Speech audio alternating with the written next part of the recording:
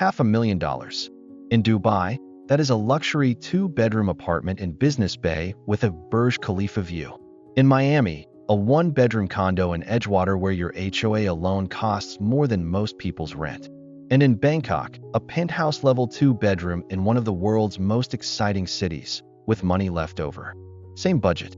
Three of the hottest real estate markets on the planet. Today, we are putting them head-to-head in 6 rounds to find out which one is actually the smartest investment in 2026. Let us meet our 3 contenders. First, Dubai, the tax-free playground of the Middle East. $500,000 in Business Bay buys you a 2-bedroom apartment, around 120 square meters or 1,290 square feet. Floor-to-ceiling windows, a gym, a pool, and a Burj Khalifa view. 0 income tax, 0 capital gains tax, and you are just $45,000 short of a golden visa. Next, Miami, America's gateway to Latin America and the hottest U.S. real estate market of the past 5 years. That same $500,000 in Edgewater gets you a 1-bedroom condo, about 74 square meters or 800 square feet. Bay views, a rooftop pool, and a 20-minute walk to Brickell. No state income tax thanks to Florida. But those carrying costs? They are brutal. And finally, Bangkok, Southeast Asia's most dynamic capital. $500,000, that is about 15.5 million baht at today's rates, buys a luxury 2-bedroom condo in Sukhumvit, around 80 square meters or 860 square feet. Think marble finishes, an infinity pool, and a BTS station at your doorstep. The cost of living here is a fraction of the other two. Quick heads up, these are real market prices from early 2026, pulled from Knight Frank, Condo Blackbook, and CBRE Thailand. Round 1. What does $500,000 actually buy you in terms of space and location? In Dubai, Business Bay delivers the most square footage at roughly 120 square meters. The average price per square meter here is $4,200, which is remarkably competitive for a global financial hub. You get a modern high-rise 2-bedroom with a separate kitchen, 2 bathrooms, and building amenities that rival 5-star hotels. Move to JVC and you could stretch that to 145 square meters, almost 1,560 square feet, but you trade location for space. Miami is the tightest squeeze. At $6,800 per square meter in Edgewater, your $500,000 buys just 74 square meters. That is a 1-bedroom condo, 1 bedroom, 1 bathroom, a small kitchen, and a balcony. Want to be in Brickell? You are looking at a studio. Miami Beach. Forget it. $500,000 barely covers a parking space in South Beach.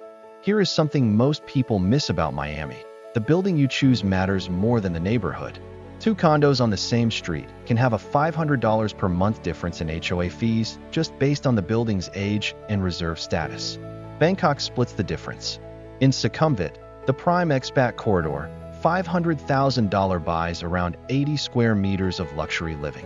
But here's where it gets interesting. Move to the Riverside district and that same budget stretches to 130 square meters, a spacious 2-bedroom with panoramic river views. At $4,800 per square meter in Sukhumvit or $3,800 on the Riverside, Bangkok offers serious value for money. Round 1 goes to Dubai. It is not even close when it comes to space per dollar in a prime location. Round 2. Rental income and yields. This is where the investor math gets real. Dubai first. A 2-bedroom in Business Bay rents for around $2,200 to $2,700 per month on a long-term lease. That translates to a gross rental yield of 6.5 to 7.5%. Net yield after service charges and management sits around 5 to 6%. Occupancy in Dubai's prime areas runs around 85 to 90%. Demand from expats and corporate tenants is consistently strong. Miami. A 1-bedroom in Edgewater rents for $2,700 to $3,100 per month. Gross yield looks solid at 7 to 7.4%. But here is where Miami falls apart for investors. After HOA fees of $900 per month, property taxes of $10,000 per year, and insurance of $2,500 per year, your net yield drops to just 1.7 to 3.4%. The carrying costs in Miami are absolutely punishing. And if your building has a special assessment coming, which many post-Surfside buildings do, you could be hit with a $50,000 to $200,000 bill with zero warning.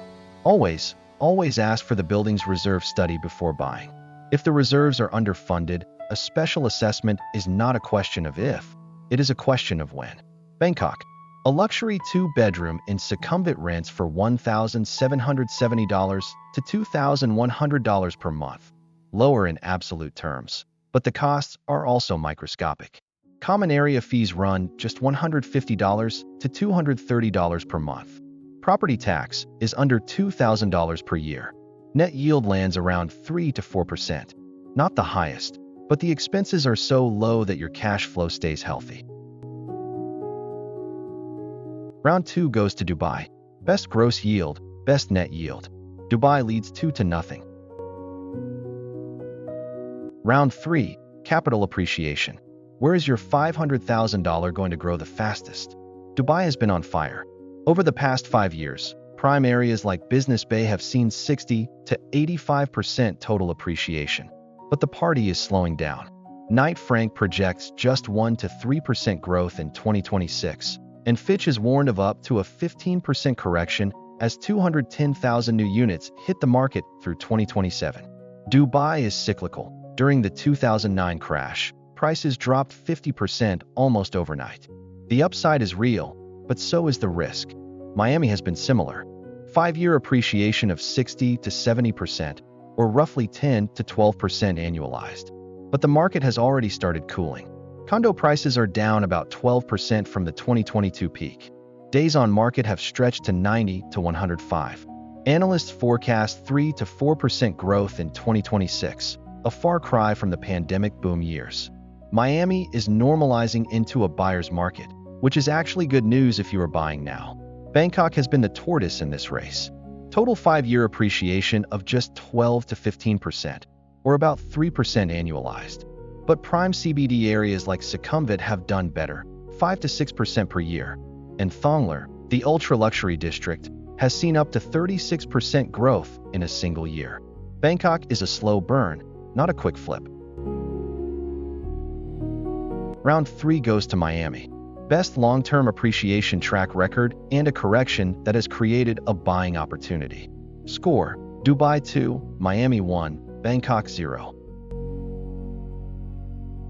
Round 4, taxes and carrying costs. This is where fortunes are quietly made or silently eroded. Dubai is the clear tax haven. Zero income tax on rental income. Zero capital gains tax. Zero property tax. The only ongoing cost is the service charge, typically $3,000 to $5,000 per year for a 2-bedroom. Transaction costs are front-loaded. A 4% DLD registration fee at purchase, which on $500,000 is $20,000. But after that, your holding costs are minimal. Annual total out-of-pocket, roughly $5,000 to $7,000. Miami is the opposite extreme. Property tax alone runs about $10,000 per year at 2% of assessed value. HOA fees average $900 per month. That is $10,800 per year. Insurance has skyrocketed since Surfside. Budget another $2,500 per year. Add in a property management fee, and you are looking at $25,000 to $30,000 per year in carrying costs before you even think about mortgage payments.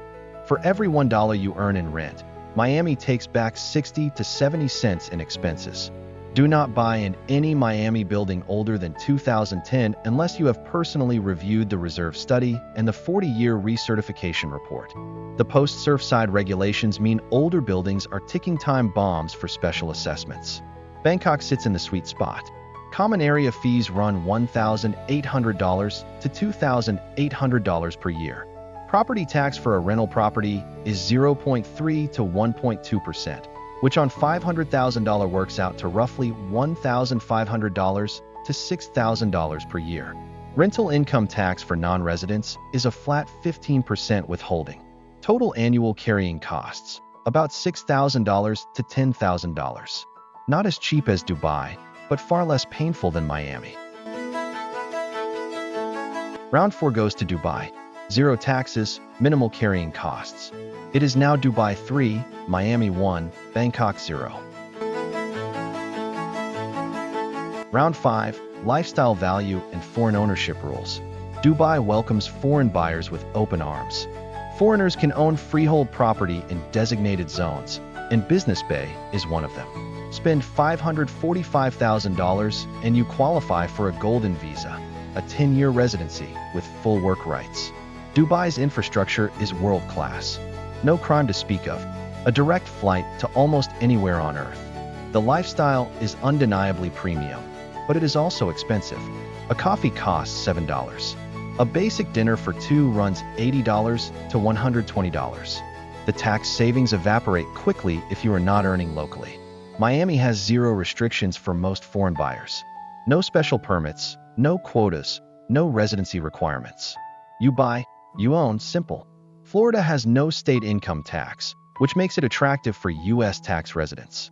But non-U.S. buyers face FIRPTA, a 15% withholding on the sale price when you sell. That is $75,000 held at closing on a $500,000 property, refunded later if your actual tax liability is lower. The lifestyle? World-class beaches, Latin American culture, year-round sunshine. But hurricanes are real, and insurance costs reflect that reality. Bangkok has one major restriction. Foreigners can only own condominiums, no land, no houses. And each building has a 49% foreign ownership quota. Once it is full, you are stuck with a 30-year leasehold, which has terrible resale value. Always verify the quota before buying. But the lifestyle value is extraordinary. A fine dining meal for two costs $30. A full-time housekeeper costs $400 per month. Healthcare is world-class at a fraction of US or Dubai prices. And the Thailand Privilege Visa gives you 5 to 15 years of residency for a one-time fee starting at $21,000. Bangkok's luxury condos often include amenities that would cost thousands extra in Dubai or Miami. We are talking private cinemas, co-working spaces, onsen pools, even golf simulators. All included in your $150 per month common area fee. Round 5 goes to Bangkok. Lifestyle value that Dubai and Miami cannot touch at this price point. Score: Dubai 3, Miami 1, Bangkok 1. Round 6, the one nobody wants to talk about. Risk. Dubai's biggest risk is oversupply. There are 210,000 new residential units in the pipeline through 2027. Fitch has flagged a potential 15% correction. Dubai has crashed before, hard. In 2009, prices fell 50%. In 2014 to 2019, the market was essentially flat. The market is extremely developer-driven, and when supply floods in, prices can stagnate for years. There is also no rental price regulation. Landlords can increase rent, but tenants can leave with 12 months' notice. Miami's risk profile is dominated by 3 things. First, hurricanes and insurance. Premiums have jumped 50% since 2021, and some older buildings are now uninsurable, which means unmortgageable. Second, the post-Surfside regulations. Mandatory structural inspections and fully funded reserves have triggered special assessments of $50,000 to $200,000 per unit in some buildings. Third, sea level rise. It is a long-term concern, but it is already affecting insurance pricing and buyer sentiment for ground floor and waterfront units. Bangkok's risks are more structural. The 49% foreign quota means you could be locked out of your preferred building. The resale market is slow. Selling can take 6 to 18 months. There are 58,000 unsold condo units in Bangkok right now, with 235,000 unsold across Greater Bangkok. Currency risk is also real. The baht has strengthened from 36 to 31 per dollar since mid-2024, meaning your buying power has already dropped 14%. And short-term rentals are technically illegal without a hotel license. Enforcement is inconsistent but increasing. Round 6 goes to Bangkok. Manageable risks versus Dubai's cyclicality and Miami's insurance crisis. Final score: Dubai 3, Miami 1, Bangkok 2. So here is the final verdict. Dubai wins on paper, 3 rounds out of 6. Best space, Best yields, lowest taxes. If you are a high-income earner looking for a tax-efficient base with strong rental returns, Dubai at $500,000 is genuinely hard to beat. But that oversupply pipeline is a real concern. Time your entry carefully. Miami wins one round, appreciation, but loses badly on carrying costs and risk. At $500,000, Miami is a tough investment. The carrying costs eat your yields alive, and the post-Surfside landscape has fundamentally changed the condo investment equation. Miami is better as a lifestyle play than a cash flow investment at this price point. Bangkok wins on lifestyle and risk, and honestly, it is the sleeper pick of this comparison. The cash flow is modest, but the holding costs are so low that your money works harder.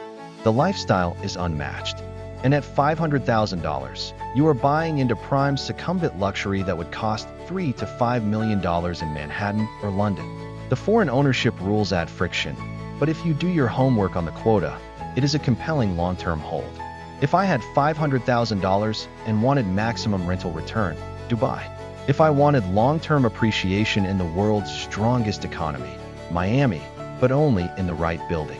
And if I wanted the best quality of life while my investment quietly compounds, Bangkok. Every single time. So Dubai, Miami, or Bangkok? If you had $500,000 to invest in property right now, which city would you choose? Drop your pick in the comments and tell us why. If you found this comparison useful, hit subscribe and turn on notifications. We break down real estate markets like this every single week. See you in the next one.